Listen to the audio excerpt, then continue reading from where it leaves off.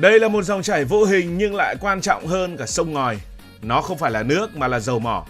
Và mỗi ngày dòng chảy đó bắt đầu từ vùng đất nóng bỏng ở Trung Đông, len lỏi qua những tuyến đường biển đông đúc nhất hành tinh, để rồi kết thúc tại những nhà máy khổng lồ của Trung Quốc.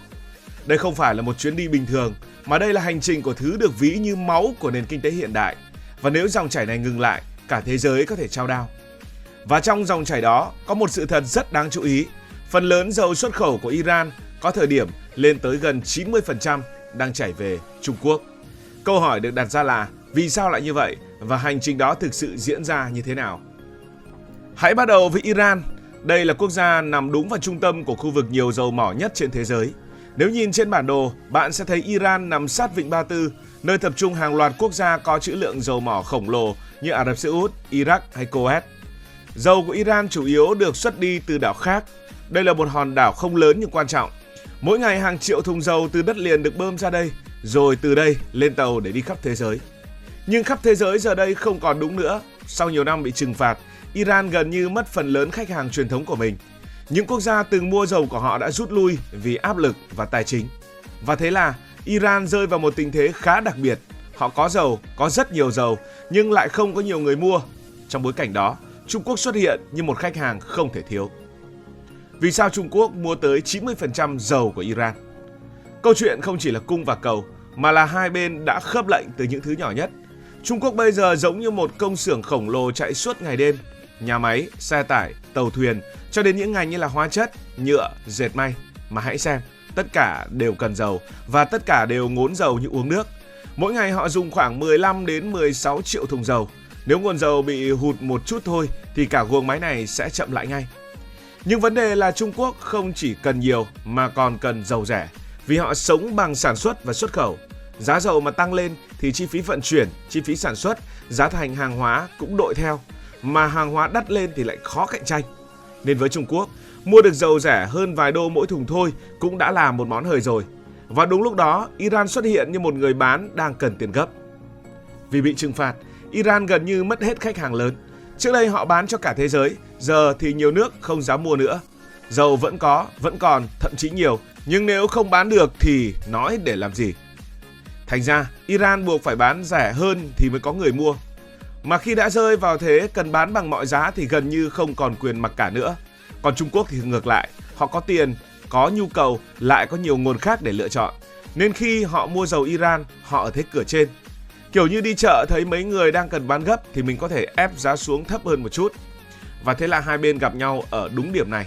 Iran thì nghĩ thôi bán rẻ còn hơn không bán được. Còn Trung Quốc thì nghĩ dầu rẻ thế này tội gì mà không mua. Và dần dần nó trở thành một mối quan hệ rất rõ ràng. Một bên phụ thuộc vào việc bán dầu, bên kia tận dụng cơ hội để mua dầu với giá tốt nhất. Iran giống như một cửa hàng đang bị cả con phố quay lưng, chỉ còn một khách hàng quen là Trung Quốc. Mà khách quen này lại mua số lượng rất lớn nên gần như trở thành khách VIP duy nhất. Nhưng VIP ở đây không phải là trả giá cao mà vì họ gần như là người duy nhất có thể mua. Gọi là gần như bởi vì vẫn còn vài khách hàng khác nhưng mua không đáng kể.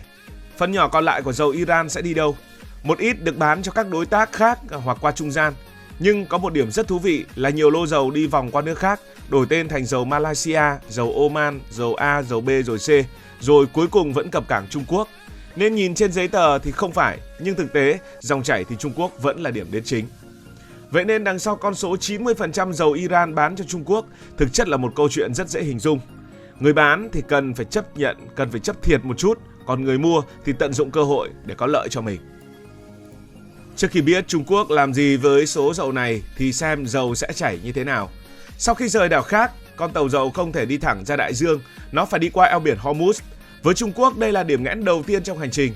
Nếu eo biển Hormuz bị gián đoạn, nguồn cung từ Iran gần như sẽ bị chặn lại.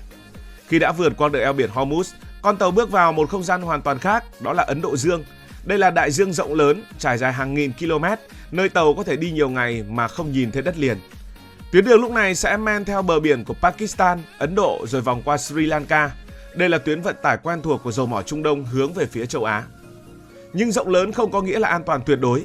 Trong quá khứ, khu vực này từng là điểm nóng của cướp biển, đặc biệt là gần Somalia. Ngoài ra, thời tiết Ấn Độ Dương cũng rất khắc nghiệt với những cơn bão lớn có thể ảnh hưởng đến cả hành trình. Sau hành trình dài trên Ấn Độ Dương, con tàu tiến vào một điểm cực kỳ quan trọng khác, đó là eo biển Malacca. Eo biển này nằm giữa Malaysia, Indonesia và Singapore và là tuyến đường ngắn nhất nối Trung Đông với Đông Á. Khoảng 1/4 thương mại toàn cầu đi qua đây, khiến nó trở thành một trong những tuyến hàng hải bận rộn nhất trên thế giới. Điều khiến Malacca đặc biệt là sự kết hợp giữa hẹp và đông, có những đoạn chỉ rộng vài cây số, trong khi số lượng tàu qua lại thì cực kỳ lớn. Điều này khiến nơi đây giống như một điểm nghẽn giao thông khổng lồ trên biển. Sau khi vượt qua eo biển Malacca, con tàu tiến vào Biển Đông. Đây là vùng biển quen thuộc với Việt Nam, nhưng đồng thời cũng là một trong những tuyến hàng hải quan trọng bậc nhất trên thế giới. Qua Biển Đông, các cảng lớn của Trung Quốc đã ở phía trước, những nhà máy lọc dầu khổng lồ sẵn sàng tiếp nhận dầu thô và biến nó thành các sản phẩm phục vụ nền kinh tế. Vậy dầu Iran được dùng để làm gì ở Trung Quốc? Khi dầu Iran cập cảng Trung Quốc, nó gần như không có chuyện nằm chờ. Gần như ngay lập tức, dầu được bơm thẳng vào hệ thống các nhà máy lọc dầu khổng lồ trải dài khắp bờ biển. Trung Quốc hiện có tổng công suất lọc dầu vào khoảng 18 đến 20 triệu thùng dầu mỗi ngày, tức là đáp ứng được nhu cầu tiêu thụ của cả quốc gia. Họ không chỉ nhập dầu về dùng mà còn có cả một bộ máy đủ lớn để xử lý hết số dầu đó thành đủ loại sản phẩm.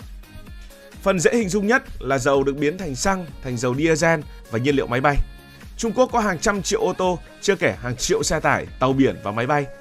Chỉ riêng việc giữ cho hệ thống này vận hành trơn tru thôi đã cần một lượng nhiên liệu khổng lồ mỗi ngày. Dầu Iran góp phần vào việc nuôi cả guồng máy đó, từ xe cá nhân cho đến vận chuyển hàng hóa đi khắp đất nước Trung Quốc. Nhưng nếu chỉ dừng ở xăng dầu thì vẫn chưa thấy hết giá trị. Phần ăn tiền nhất nằm ở hóa dầu. Khi đi sâu vào nhà máy, dầu được tách thành các hợp chất để sản xuất nhựa, sợi tổng hợp, cao su và hàng loạt hóa chất công nghiệp. Những thứ này nghe có vẻ xa xôi nhưng thực ra lại ở ngay quanh mình. Từ cái áo đang mặc, cái vỏ điện thoại đến chai nước hay túi ni lông, tất cả đều có nguồn gốc từ dầu. Nói một cách dễ hiểu, dầu Iran khi đi vào Trung Quốc không chỉ để đốt mà để biến hình thành hàng hóa. Điểm đặc biệt là Trung Quốc có một hệ thống nhà máy rất đa dạng, một bên là các tổ hợp lọc hóa dầu siêu lớn, mỗi nơi xử lý tới 500.000 đến 800.000 thùng dầu mỗi ngày, vừa lọc dầu vừa sản xuất hóa chất ngay tại chỗ.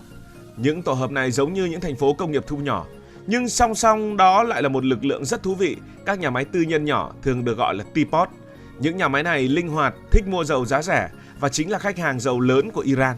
Họ nhập dầu về, lọc nhanh, bán nhanh và quay vòng vốn cực nhanh. Chính nhờ hệ thống này mà Trung Quốc không chỉ dùng dầu cho nhu cầu trong nước mà còn biến nó thành hàng xuất khẩu. Từ dầu họ làm ra nhựa, sợi, vật liệu rồi sản xuất thành quần áo, đồ gia dụng, linh kiện, sau đó lại bán đi khắp thế giới.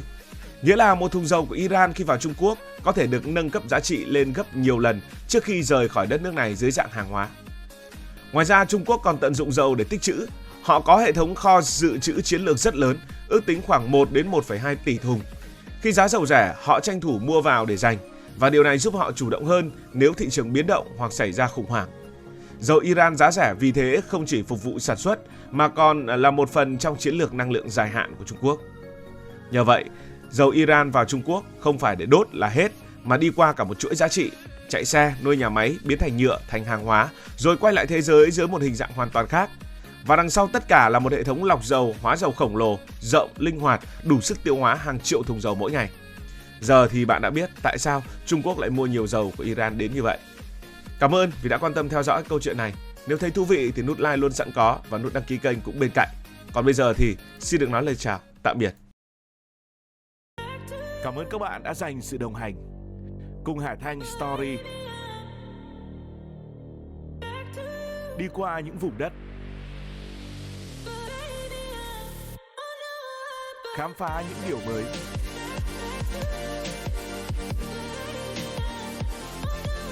Đừng ngần ngại, hãy để lại những góp ý và xin được hẹn gặp lại.